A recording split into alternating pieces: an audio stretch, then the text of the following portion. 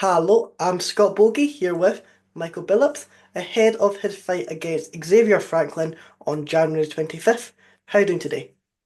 I'm doing all right, man. How are you? I'm doing good. And how are you feeling ahead of this upcoming fight? I feel confident. I feel real confident. I'm hungry. I was really excited for this fight, and I feel like I haven't felt this excited about a fight in a while. So I'm ready to get to it. Exactly. And to add a little bit more entertainment into this fight, you do have the bantamweight title. I'm pretty sure that is on the line. That must Yeah. be that must just add extra motivation to your training sessions.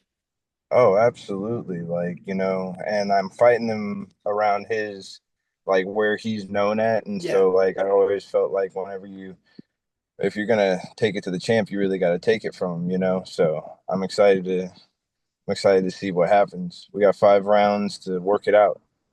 Exactly. And like you said, you are going to where he's from, where he's known from, Texas. That's not where you're from. You're more Oklahoma area.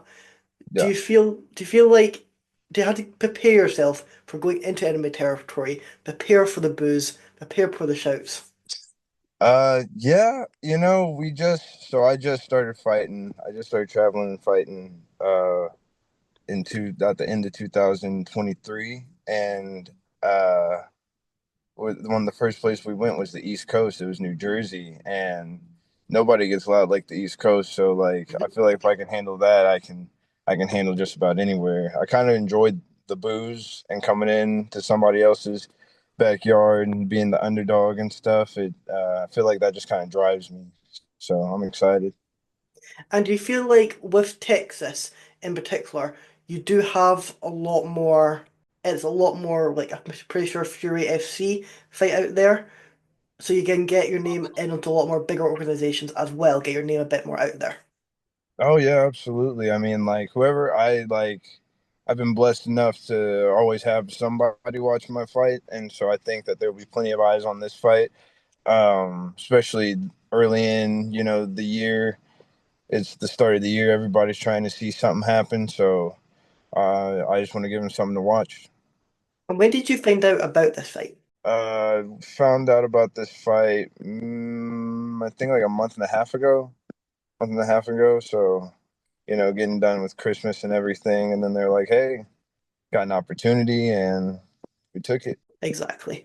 And how much, like obviously in 2024, you did have free fights. What are you coming into 2025 looking for? Like, what do you want to come this time next year? Where do you want to be in your career? Um, by this time next year, I want to be in the UFC. If I'm being all the way honest with you, I see it happening. I think it's very within grasp. I also this year, going into this year, I just want more finishes. I'm beating these guys, but I need to show everybody that like there's levels to this, and I'm just like on a different wave right now. So I'm excited to see see how it's gonna happen. So do you feel like get a stoppage here, then maybe have one more stoppage, one more fight, and then you could probably even get into the contender series, because that would be you 10, 3, and 2, raiding a four-fight win streak, and then get your contract from there. That's kind of the goal. And I mean, like, if this is like a spectacular enough finish, I want to get a shot on the contender series right there because he's been on the contender series. He didn't get the contract. I think he lost on the contender series, and I fought another guy that lost in the contender series, and I'm like, all right, well, I fought two now, so at this point, I think that proves I'm on the level. So yeah, no, the sky's the limit right now. Exactly.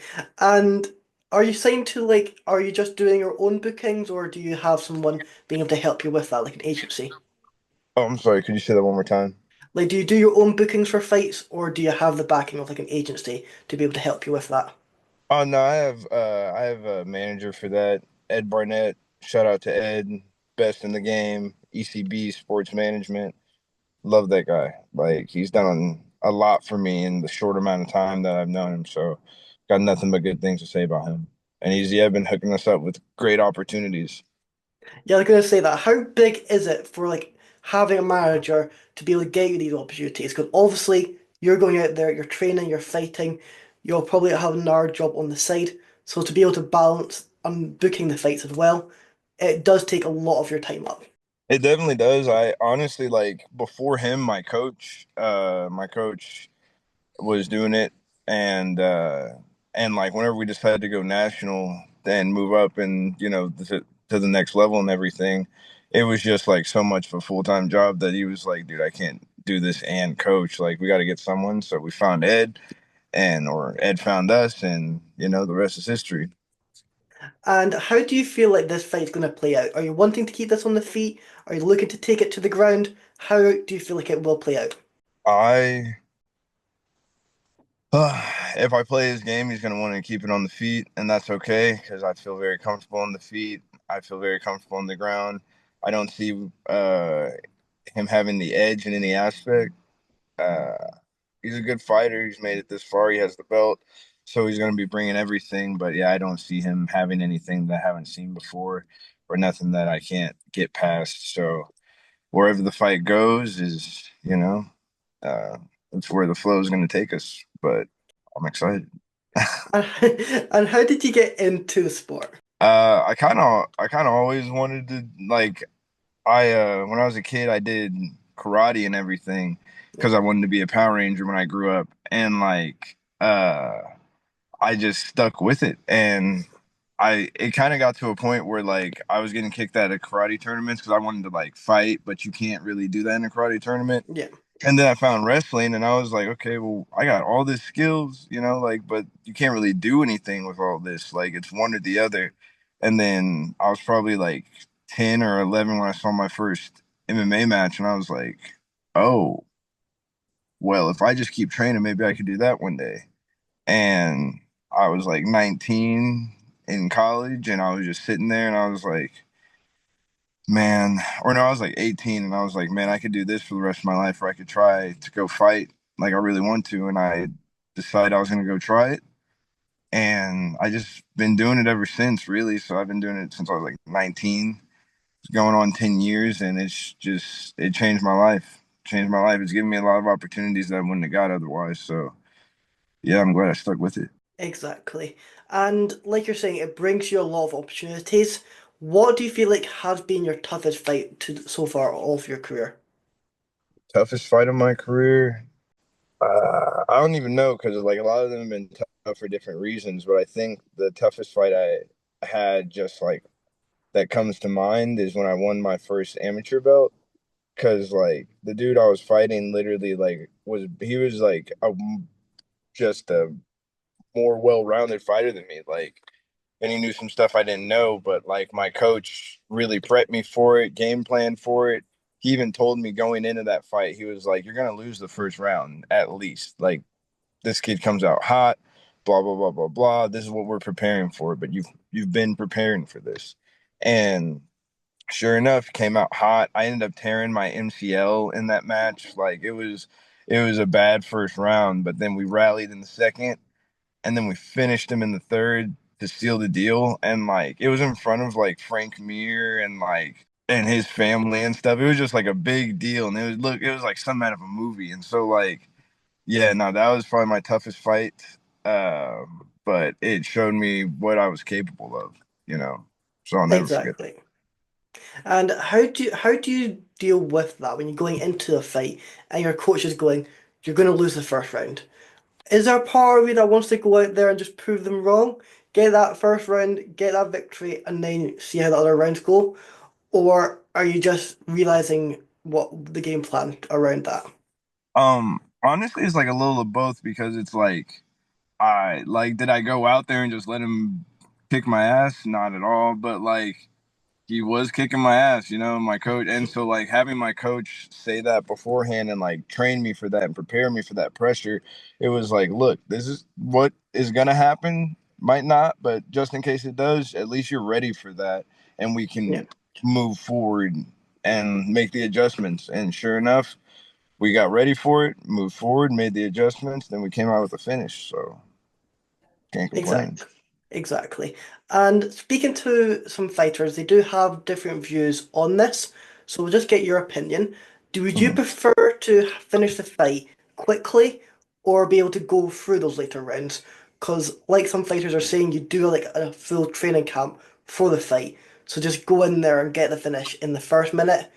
It it makes you wonder why you did it as long as the camp, all the work you. Um, I like I think the whole time I'm fighting for the finish, and whether it comes in the first round or the fifth round, as long as it comes, I'm okay. And what if you could just design your perfect finish? What would it be? I would pick him up, and instead of doing the Demetrius Johnson armbar, I would submit him in a rear naked. Yeah, That that'd be that tough. that sounds very good. And what was like the icon that you were looking up to when you were starting to break through into the sport? Oh, it was definitely like John Jones, George St. Pierre. I really like their styles because like they were always mixing it up. You never knew like they were like the epitome of MMA to me because I had never seen anybody do that. And like they had the same backgrounds as me. George St. Pierre had karate and wrestling, and John Jones had wrestling, and it was just like, yo, like okay, let me see if I can do that stuff. That's dope. And if you were to get into the UFC today, is there anyone you're wanting to either have your debut against or any fighters in the division that you just want to have a fight with as like an icon you're looking up to or just a good stylistic fight? Someone I'm looking up to that I would like to fight. At 35, honestly, I would want to fight Rojas. I don't necessarily look up to him. He, inspirational guy, youngest to ever do it, but like or youngest to ever get in. But I don't know. I think that'd be a fun fight. Or someone that I look up to would probably be like I would have liked to fight TJ Dillashaw. That would have been crazy. He's got a crazy output, so I would have loved to fight him. Yep, and that will be a crazy fight as well.